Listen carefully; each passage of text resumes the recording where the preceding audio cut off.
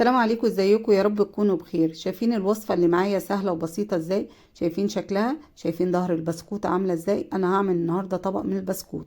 الكمية اللي انتوا شايفينها قدامي دي محتاجة ايه؟ لكوبايتين من الدقيق، ونص كوباية زبدة زي ما انتوا شايفين، ونص كوباية سكر، وبيضاية. كده الزبدة بتاعتي كانت مجمدة شوية، بحاول افككها بالمضرب بالشكل ده كده. هي لو سايبة معايا انا هستعمل ايديا على طول. ونزلت عليهم بالبيضة كده عشان تلين ايه الزبدة بالسكر بالبيضة بالشكل ده كده. وخلاص وكده بقى هستعمل ايديا، شوف لانت بالشكل ده كده. بصوا بقى، هحط سنة فانيليا كده، وهحط بقى نص معلقة صغيرة من البيكنج باودر على كوبايتين الدقيق، واقلبهم كويس. وهبدأ بقى انزل بالدقيق كده، جزء من الدقيق، واقلبهم مع الزبدة بالسكر بالشكل ده بالفانيليا بالبضاية. وكده بقى ايه، هحاول ايه احط كل شوية حبة كده. بصوا الطبق بقى وايديا هينضفوا، وهيتلم العجينة دي هتبقى كتلة واحدة. ماشيين مع بعض اهو خطوة خطوة، عشان نعمل احلى بسكوت. كده بسكوت عشان نعمله لزوم الشاي. بصوا احنا في الشتاء كده بنبقى محتاجين حاجة مسكرة وحاجة حلوة، وكده بسكوت سهل وبسيط.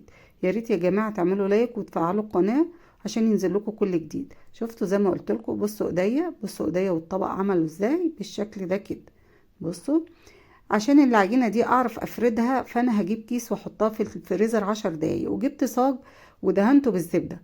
المفروض يبقى عندي ورق زبدة، بس انا ايه، ما كانش عندي. المفروض تحطي ورق زبدة. وجبت كيس فتحته من النص كده، شنطة كده فتحتها من النص وحطيت العجينة.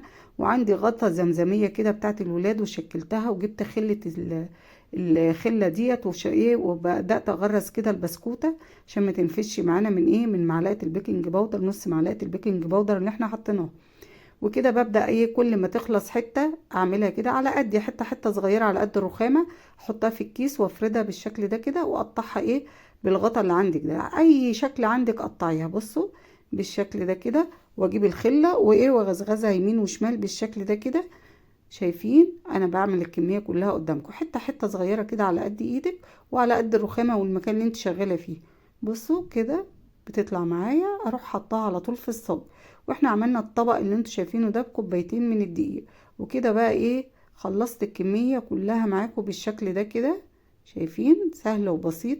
والصاج ده كله خد الايه، الكوبايتين من الدقيق كده. شايفين؟ وكده بقى انا هدخله الفرن، والفرن مولعينه قبل ما نبدأ نقطع البسكوت. وهيطلع معانا بالشكل ده. ولو عجبكم الفيديو حطوا لي لايك وشير وسبسكرايب على اليوتيوب عشان ينزل لكم كل جديد. والسلام عليكم ورحمة الله وبركاته.